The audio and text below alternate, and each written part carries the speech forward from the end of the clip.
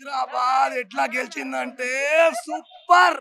ఎట్లా గెలిచిందంటే హైదరాబాద్ తగ్గేదేలే.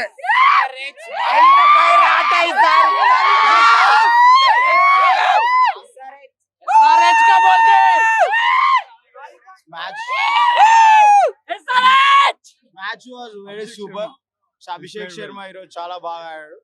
అభిషేక్ శర్మ ఆ నో బాల్ వల్లనే మన మ్యాచ్ అనేది మొత్తం మలుపు తిరగడం జరిగింది.